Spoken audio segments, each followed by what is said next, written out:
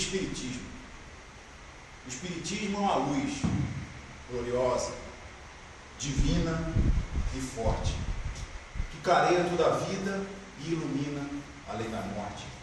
É uma fonte generosa de compreensão compassiva, derramando em toda parte o conforto da água viva. É o templo da caridade, aonde a virtude oficia e onde a bênção da verdade é flor de eterna alegria. É árvore verde e farta nos caminhos da esperança, toda aberta em flor e fruto de verdade e de bonança.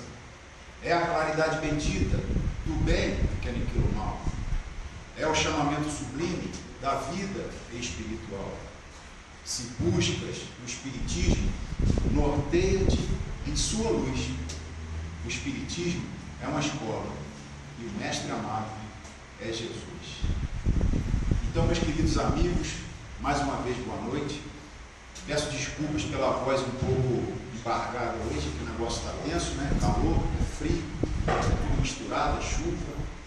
E a gente tem trabalhado no sol, então o negócio está, as orelhas estão queimando. Então, se me perdoem a voz aí, que hoje não está aquela voz de metralhador.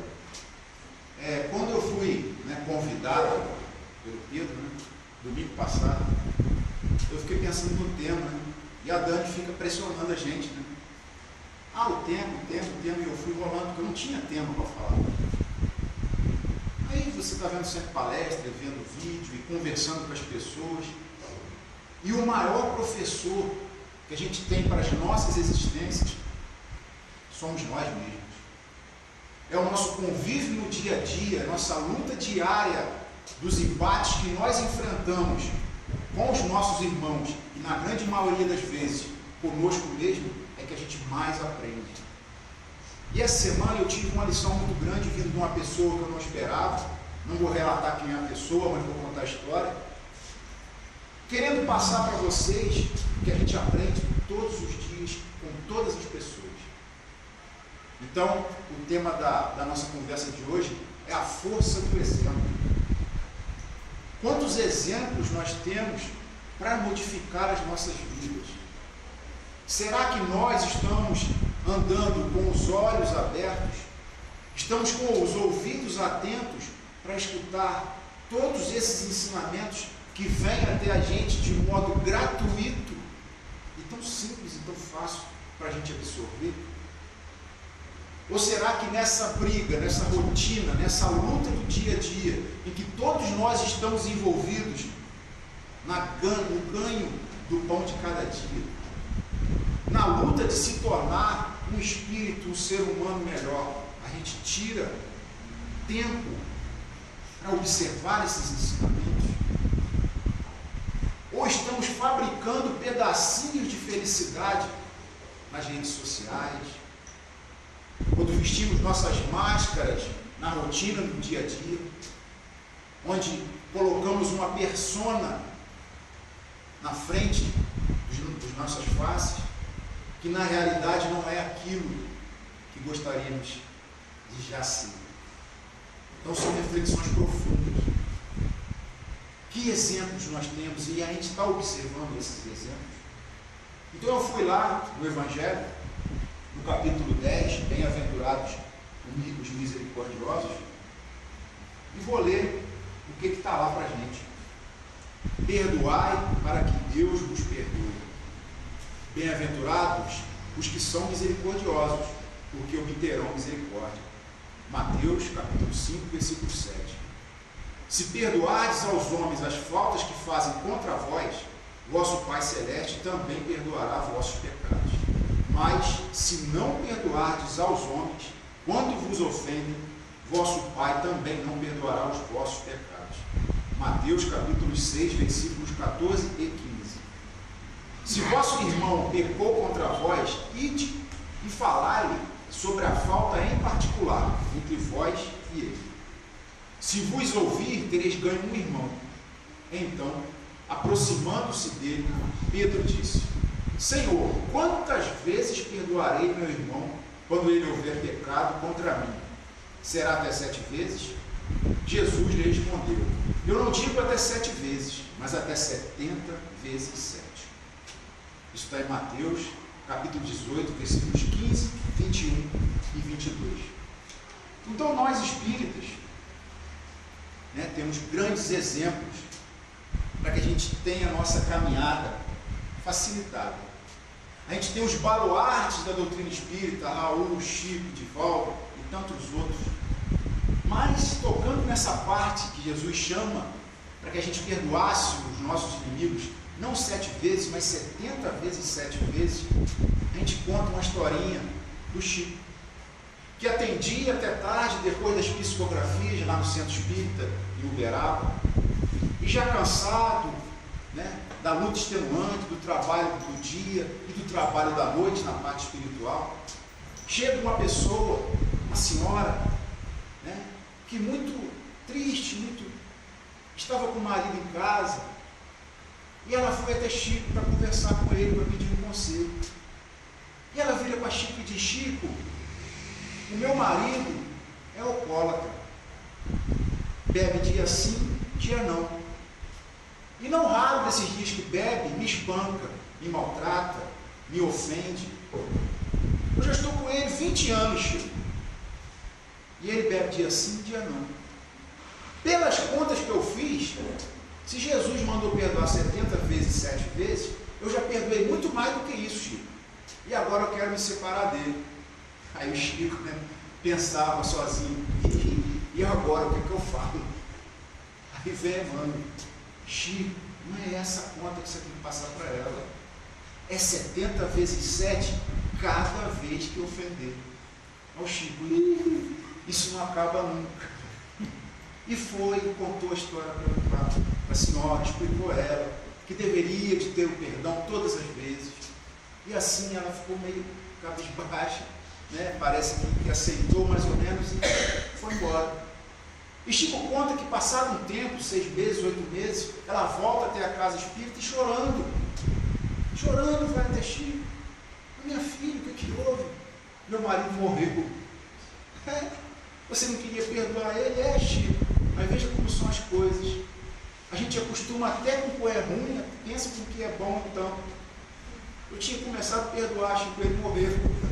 Eu já tinha acostumado ele me maltratar. Na hora que eu falei: não, agora eu vou perdoá-lo, que não reagi mais, não briguei mais, ele já estava parando de brigar, desencarnou. E agora é uma falta danada que aquele homem me faz. Então esses exemplos a gente tem que observar. Nós viemos para esse mundo com uma missão pré-estabelecida no mundo espiritual.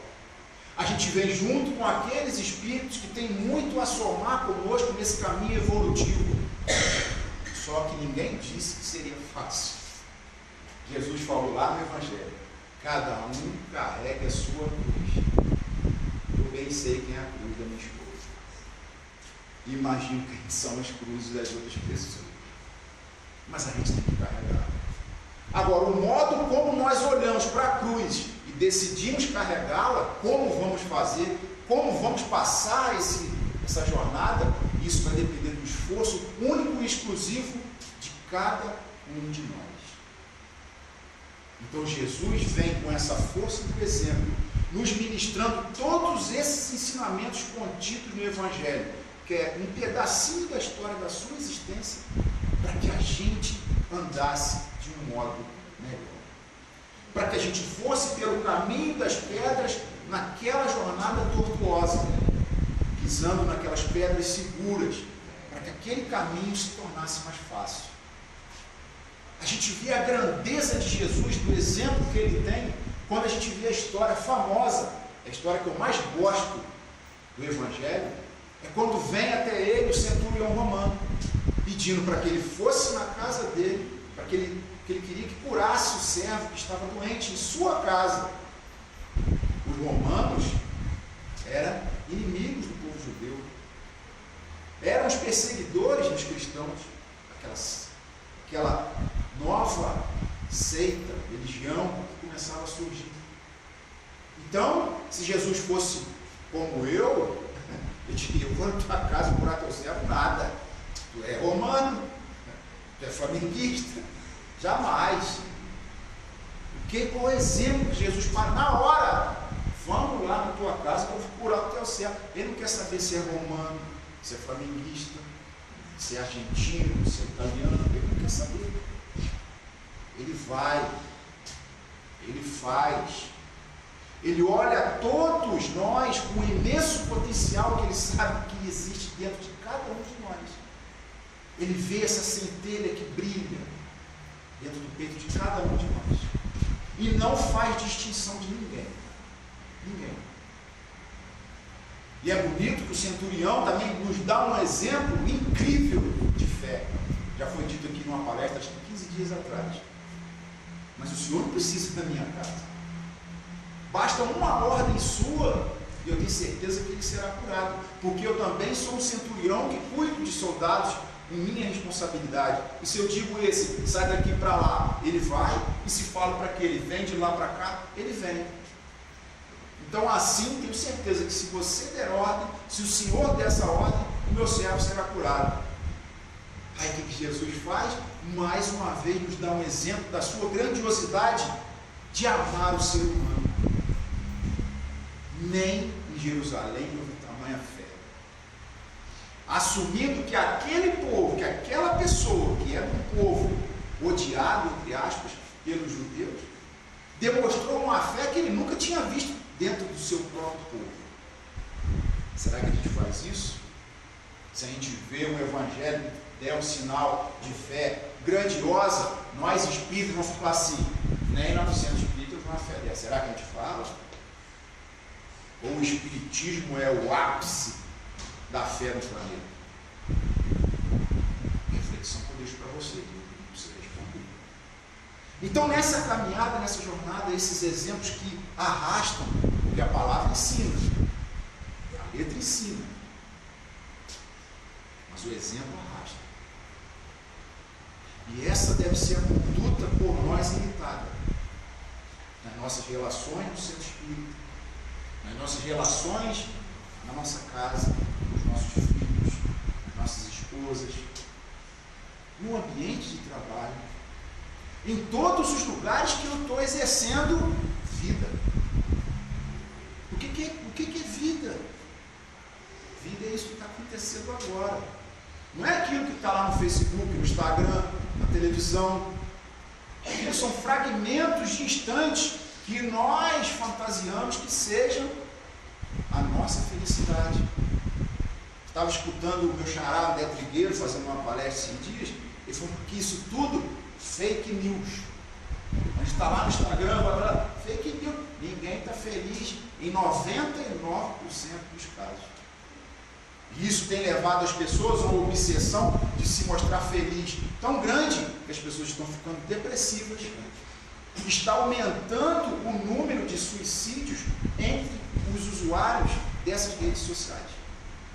Eu estava no banco hoje de tarde, esperando para ser atendido, e o Itaú coloca uma tela enorme, né? Vai dando aqueles negócios, tem que passar o tempo ali que a gente está esperando, e estava escrito lá, uma pesquisa feita na Inglaterra, em conjunto nos Estados Unidos, provou que as pessoas que não estão conectadas com redes sociais são pessoas que têm mais paz, são pessoas mais felizes e são pessoas mais concentradas. Olha só, a gente acha que a gente está conectado com o mundo todo, a gente está mais concentrado, está mais por dentro de tudo. Tá? Porque aqui dentro existe uma coisa chamada registro de preferência. Então a gente se fixa naqueles pontos que a gente mais gosta. Ah, eu gosto de trabalho, de construção, eu fico mais preso aquilo ali. As outras coisas todas passam batido. Ah, o outro gosta de futebol, você aprende aquilo ali. O outro gosta de academia, o outro gosta de religião. Por aí vai. A gente só muda o foco de onde a gente vai buscar aquilo que a gente tem fixação. Mas o problema é o mesmo. A gente está se fechando. A internet veio para conectar todo mundo, mas a gente está se fechando cada vez mais.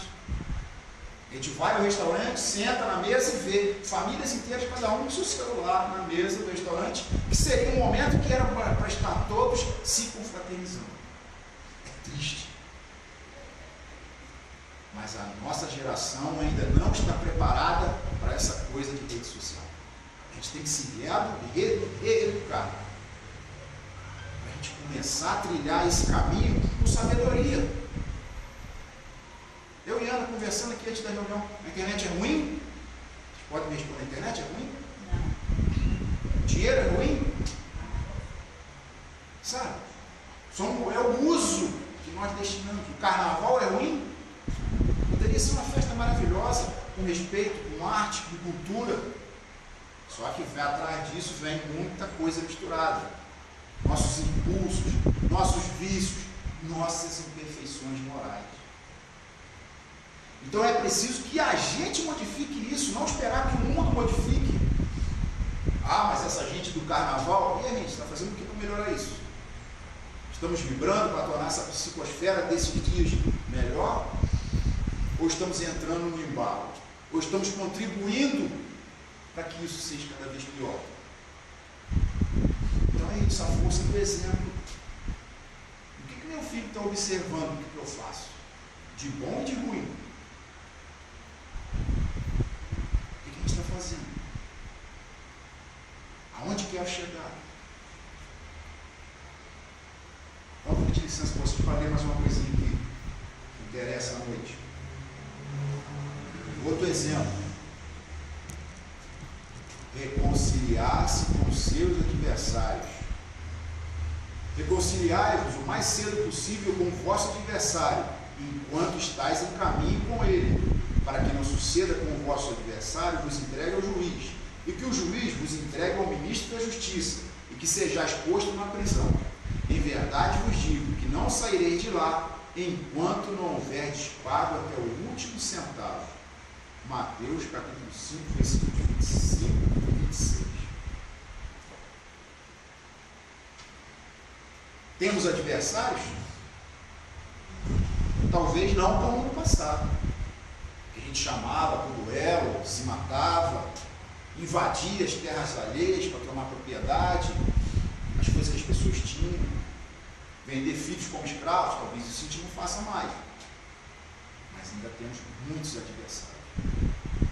Ainda há necessidade desse embate para o nosso crescimento. Só que quanto tempo eu vou ficar nessa? Quanto tempo eu vou ter necessidade desse embate? E como eu estou fazendo isso? Como que eu estou levando esse diálogo? Como que eu busco dentro do que a doutrina espírita nos dá de subsídios e ensinamentos? Como é que eu estou levando isso? Ou simplesmente eu vou lá e excluo a pessoa do Facebook, excluo a pessoa do WhatsApp, excluo a pessoa dessas redes sociais todas, e essa pessoa não existe mais para mim. Está ficando assim agora. E aí?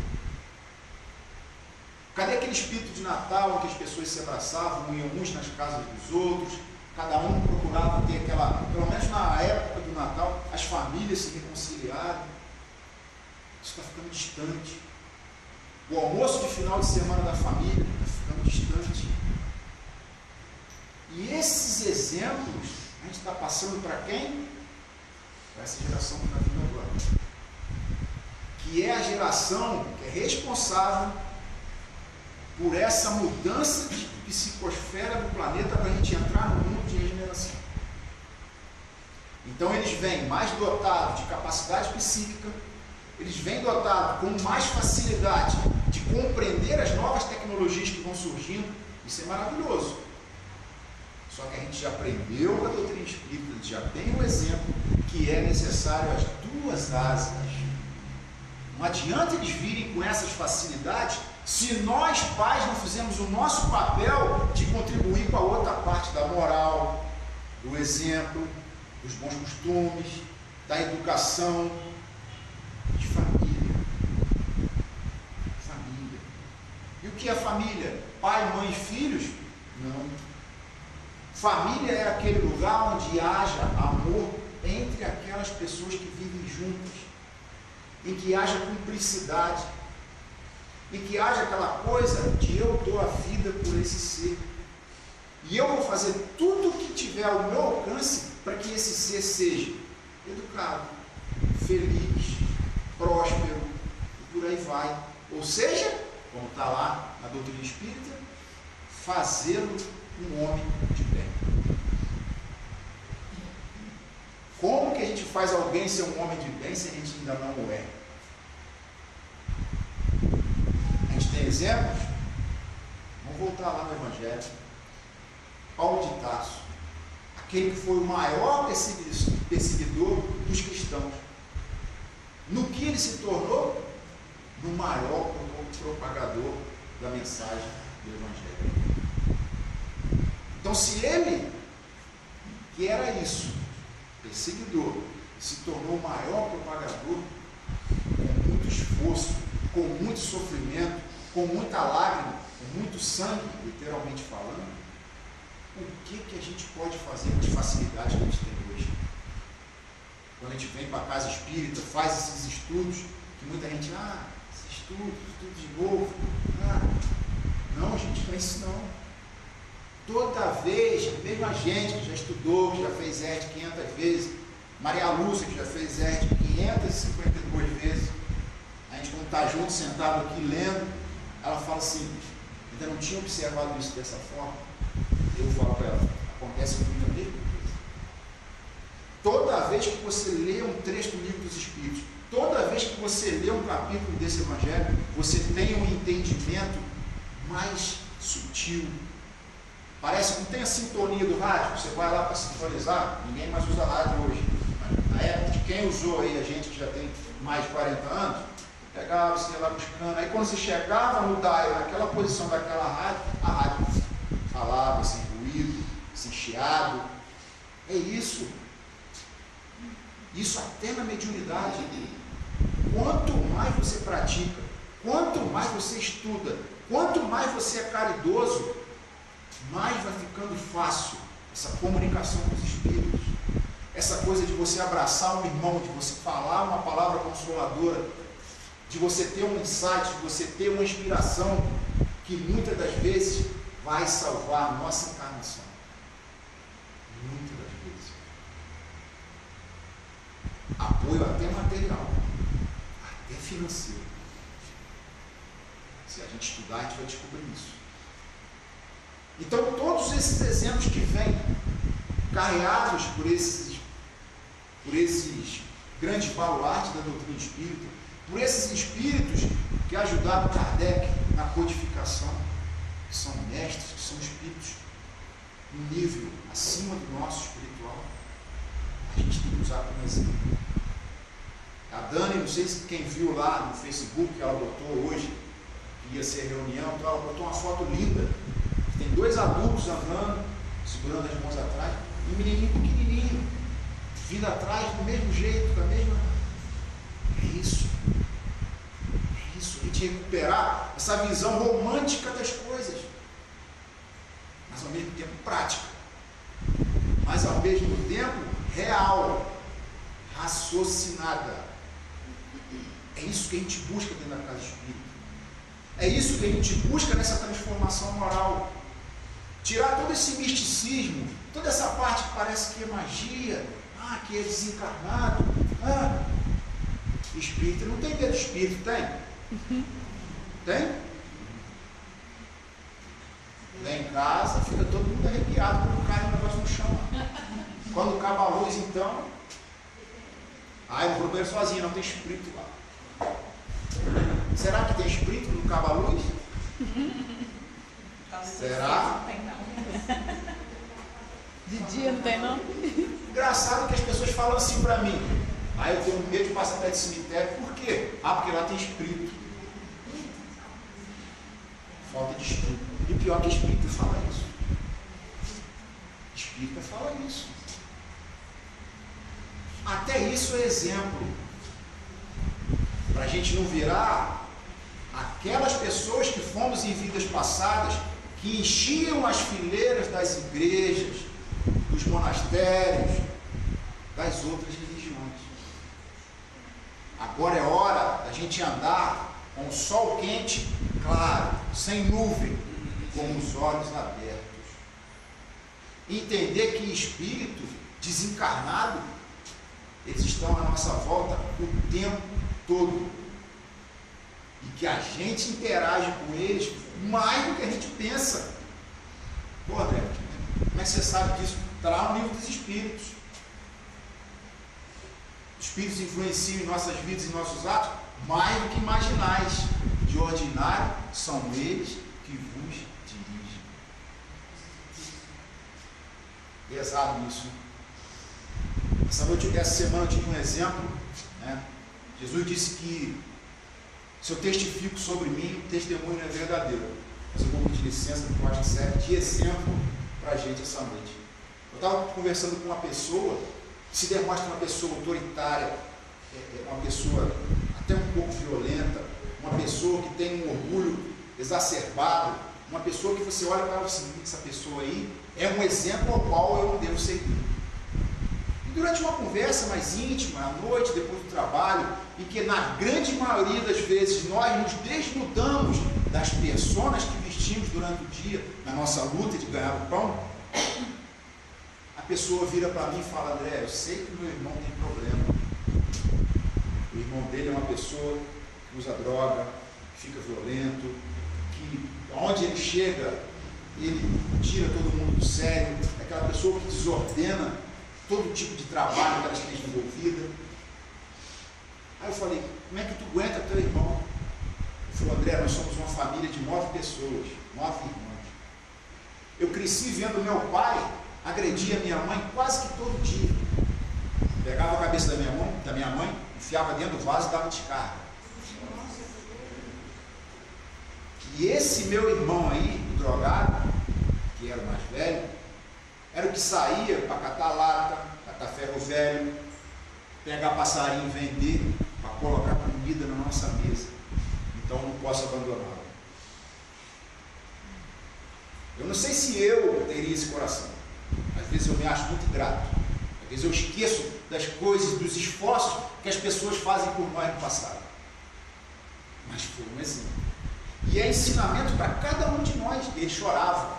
Eu falei: nunca. Quando eu conhecia a pessoa, eu falei: nunca vou ver esse cara chorar. E a lágrima descia. Então, às vezes, a gente vê uma pessoa com essas imperfeições, devido a tudo aquilo que ele recebeu da vida. É certo ele manifestar isso? Mas quem somos nós para julgar? Qualquer um.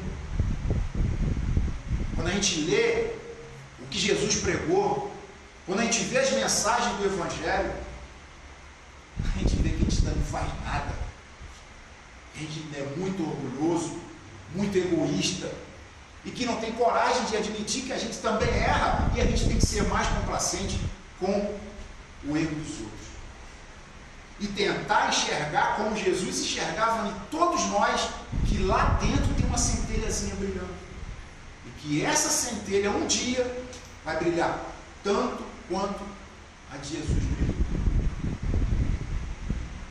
Isso é duro, a gente enxergar o quanto que a gente ainda é pequeno nessa caminhada. Mas, como a Haroldo Dutra diz, se pudéssemos ir lá 1000 anos atrás do que a gente já fez, do que a gente já foi, diz: não, graças a Deus, já caminhamos muito. Mas é necessário mais esforço. Agora, nessa mudança que o planeta está passando, vai exigir muito mais de nós. Vai exigir mais autoconhecimento, vai exigir mais autoamor, vai exigir mais autocura. Sim, porque estamos todos doentes do espírito. Todos. Nessas imperfeições que carregamos, a gente ainda deixa transbordar as paixões. E é aí que a gente vai errando. Erra aqui, erra um pouquinho lá, e o copo vai enchendo. Quando a gente vê, a gente perde a medida. Quando a gente vê, a gente está com pressão alta. Quando a gente vê, a gente está com diabetes. Quando a gente vê, a gente está em depressão. Tudo causa da nossa invigilância, da nossa falta de auto-amor. Porque se eu estou cultivando todos esses sentimentos ainda negativos, eu estou somatizando isso no meu espírito. E ele vai julgar isso com o nosso perispírito, que está ligado em quê? Ao nosso corpo. Então todas aquelas mazelas que carregamos de vidas anteriores, tudo aquilo que a gente errou lá atrás, todos aqueles adversários que a gente acumulou nessa jornada, chegam na gente e usam como se fossem toxinas no nosso organismo, esses clubes que a gente vai oferecendo, né, o clube da tomada, para eles virem e acoplarem na gente. E eles vão contribuir para que esse quadro de doença psíquica, de doença espiritual, some no nosso corpo material. Aí surgem as nossas doenças. A gente vai no médico, o médico vai lá, faz o exame, e o que ele faz? Prescreve os remédios. Esses dias eu ouvi o doutor Laí Ribeiro falando sobre indústria farmacêutica. E o repórter pergunta, mas o que você tem que falar sobre indústria farmacêutica? Foi a resposta mais incrível que eu ouvi de uma pessoa, acho que na minha encarnação. A indústria farmacêutica é uma indústria. Ela não está preocupada em te curar. Ela está preocupada em ganhar dinheiro. As grandes empresas que fabricam remédio, ela está na Bolsa de Valores de Nova York, de Tóquio, de São Paulo. Eles são acionistas que ganham bilhões e bilhões e bilhões de dólares. E não estão nem aí se a gente vai melhorar ou não. E a gente não vai. O remédio ele vai dar só aquele alívio. A parte da cura, a parte principal do tratamento, está aqui dentro. Essa nova ciência que vem chegando nos prova isso todo momento. As doenças são psicossomáticas. Vem do nosso interior e soma no nosso corpo físico. Então, através dessas atitudes equivocadas do dia a dia que eu venho fazendo, eu, no meu caso, 49 anos, vai somar, porque agora eu tenho pressão alta, que eu nunca tive. Minha pressão sempre 12/8, de repente minha pressão está 20. Por quê? Você não está gordo, você não... De vigilância, de pensamento, de alimentação, de maus hábitos, de estresse, de falta de fé. Que é quando a gente está muito estressado, quando a gente está muito correndo atrás, a gente esquece que tem alguém lá em cima que está no leme disso tudo. O Haroldo Dutra diz é perfeito quando ele define que nós somos um carro viajando por uma estrada em alta velocidade. Já falei isso umas 10 vezes aqui, vamos falar de novo, para ver se a gente aprende. A gente é como se fosse um carro andando numa extrema velocidade, quando a gente está agindo só confiando nas nossas capacidades, achando que só nós podemos resolver a nossa vida sozinhos. Só que esse carro que somos nós, ele só tem o combustível que está no tanque. A gente vai andar muito rápido. A gente vai daqui em Areal em 20 minutos. Só quando a gente chegar lá, a gente para, porque acabou o combustível.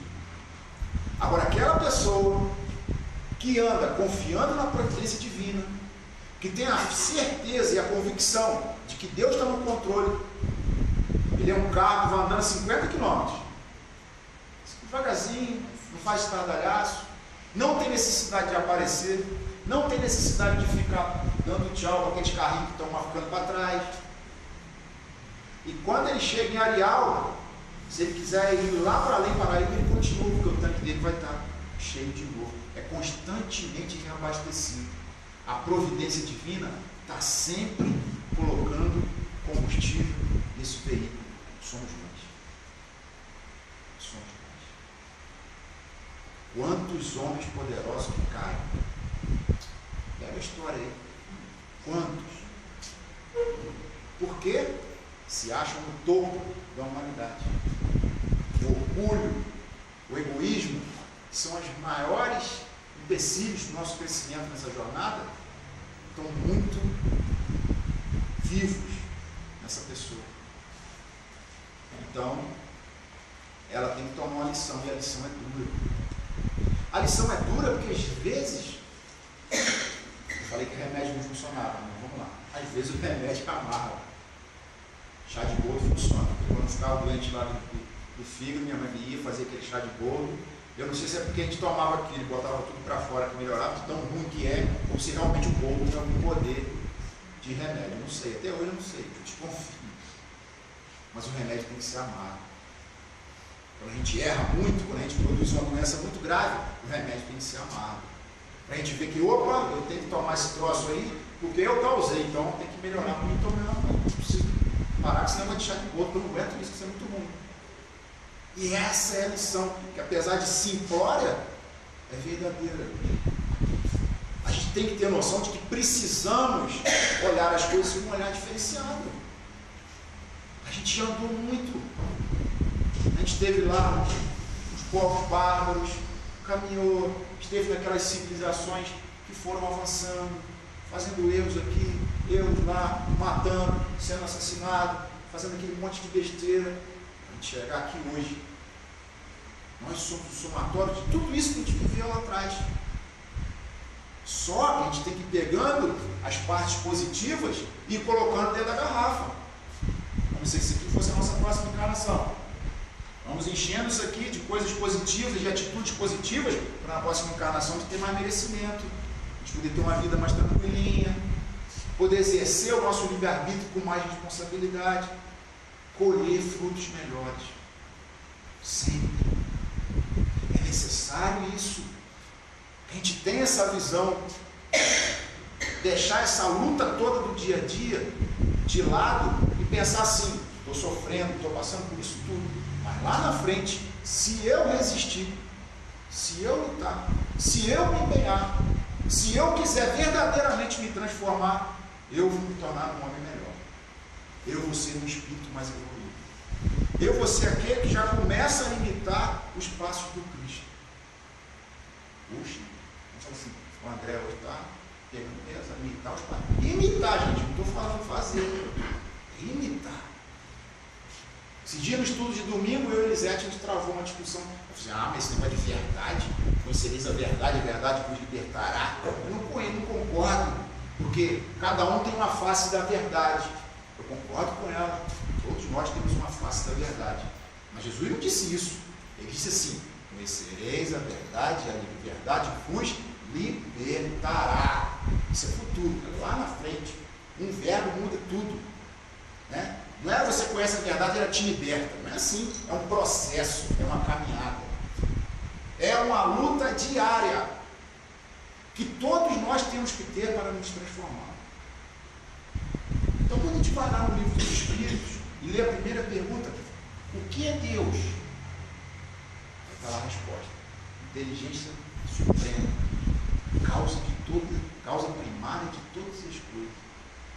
Então, se ele é a causa primária, se ele criou todo esse universo que a gente conhece e muita parte que a gente ainda não conhece, ele é meu pai, ele me criou, o que está vindo para mim?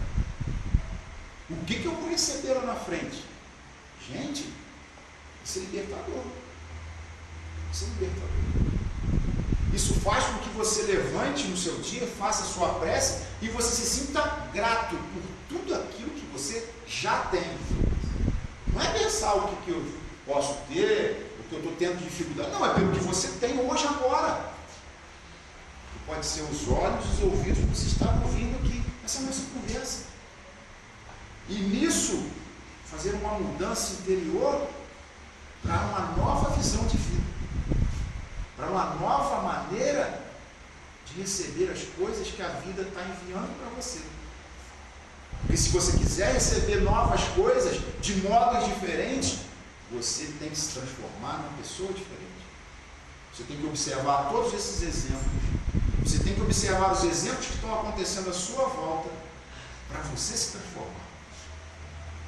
E para você também ser um bom exemplo para aqueles com quem você convive. Isso é o mais importante de tudo, o seu crescimento espiritual. Por mais que a gente pense que a gente tenha defeitos, que a gente erre, que a gente ainda é um espírito pequenininho, tem muitos espíritos que estão ainda numa fase mais infantil do que a nossa, observando tudo aquilo que a gente está fazendo e olhando assim, puxa vida, eu queria ser igual o Pedro. Flamenguista. Meu cunhado, que salvou ele, foi casar com a minha irmã. Mas todo mundo, Pedro. Estão entendendo a brincadeira?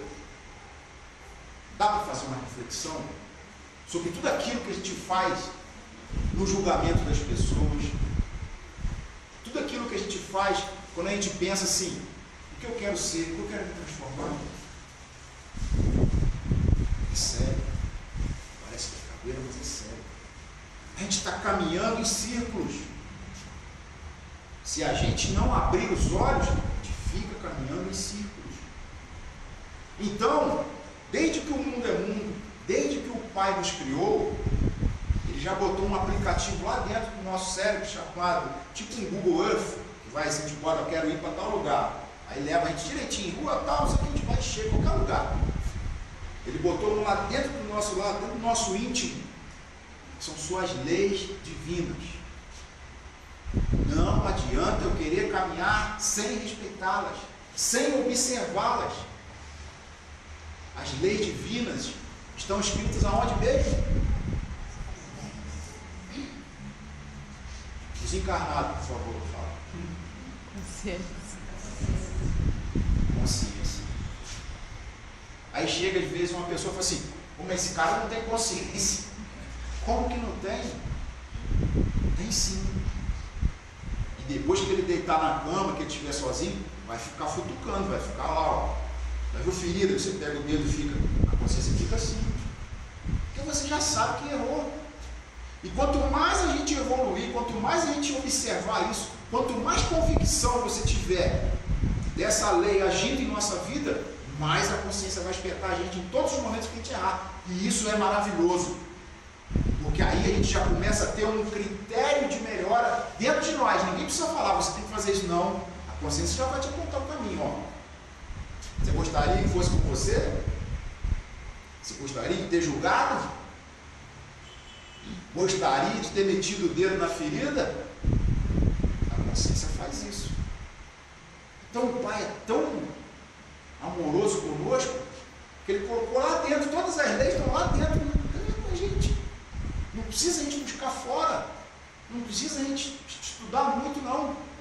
O básico para a gente caminhar, a gente já tem, está tudo aqui dentro. Nós somos criados, fomos criados simples e ignorantes. Mas para atingirmos a perfeição, fareis tudo que eu faço e muito mais. E muito mais. Nós, a geração de 40, 50 anos, está vindo tanta mudança tecnológica no planeta que a gente vai ter dificuldade de viver daqui a 10 anos. Vão ter coisas que a gente vai ter que aprender de novo, como se fôssemos crianças, para a gente levar o nosso cotidiano de modo normal. O que nossos filhos pequenininhos vão pegar, isso aí não é demais. E eles vão sentar lá e vão ficar ensinando para a gente.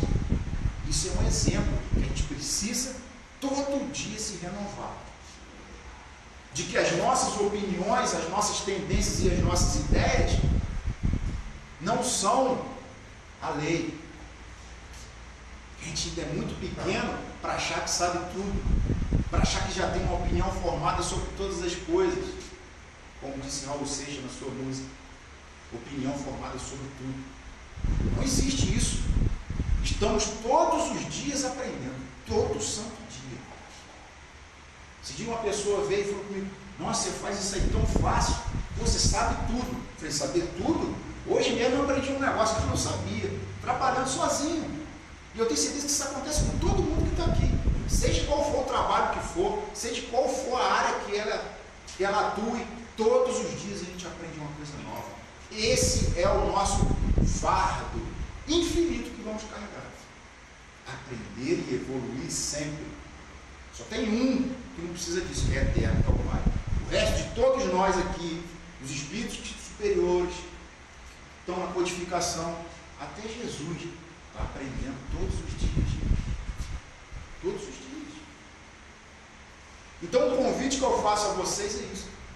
Que a gente se torne estudantes eternos. Que a gente venha para cá, preste atenção na palestra, que a gente venha para os estudos, que a gente se dedique, que a gente pelo menos um livro por ano leia. Quem não tem esse hábito de ler, pelo menos um por ano, pega um livro qualquer, leia uma página por dia, ou então tira um dia da semana, leia 10 páginas, mas leia, não é pegar aí, Não, é ler. O que esse livro está me dizendo? Qual é a mensagem? Ah, isso aqui eu tenho dificuldade. Escolha um que você acha fácil. Exemplo. Qual exemplo que você gosta do Evangelho? Ah, eu gosto de Paulo. Fica de Paulo. Ah, eu gosto de um livro de autoajuda de fulano de tal, que é muito positivo, e toda vez que eu leio aquilo, abre um leque na minha mente e eu começo a ter pensamentos melhores, começo a me comportar. Excelente, é esse. Não tem aqui ninguém ferrento, tem que ler só o livro espírita. Em nenhum lugar está escrito isso. Os espíritos nunca disseram isso. Mensagem de conhecimento, amor e evolução estão em todas as áreas. Senão, Deus não seria perfeito. Ele coloca ensinamentos em todos os lugares, em todas as pessoas, em todas as situações, para que a gente aprenda. Então é necessário que a gente, mais uma vez vou repetir, caminhe de olhos abertos, que tenhamos convicção em todos esses ensinamentos e que nos esforcemos cada vez mais para que isso que está nos livros comece a jorrar, mesmo que seja assim, de gota a gota, de dentro da gente. Senão não adianta. Senão não adianta. Paulo fala lá naquele poema lá, eu seria igual o sino que retine. Ou seja, aquilo pega, faz barulho aqui, ó. Acabou. Não faz diferença. Então, quando a gente começar a amar de verdade, quando a gente começar a colocar o interesse dos outros com a mesma importância do que o nosso interesse, quando a gente começar a amar sem distinção a todos, sem apego, sem paixão, sem interesses, aí a gente está chegando no mundo de regeneração. E a gente sempre tem que ter isso na cabeça. O mundo de regeneração não vai ser trazido pelos espíritos superiores. Não vai ser trazido por Jesus. Não vai ser trazido por Deus. O mundo de regeneração depende do nosso esforço, da nossa mudança de atitude, da vibração que emitimos enquanto planeta para o universo. Disso depende a mudança planetária. Essa transição só vai acontecer quando a gente tiver a certeza e começar a colocar isso em prática. Que muito bonito a gente, eu quero ser, vai chegar, eu vou fazer parte, eu não vou fazer, eu estou fazendo meu trabalho, eu não estou, eu estou vibrando. A gente tem que fazer a nossa parte, se preocupar com isso, se preocupar com amar mais, de fazer a caridade, de observar os ensinamentos, de exercitar aquilo que a gente tem melhor dentro de nós, que são os sentimentos. Todo mundo tem sentimento, até aquela pessoa que você considere mais, ela tem sentimento. A semente está lá dentro.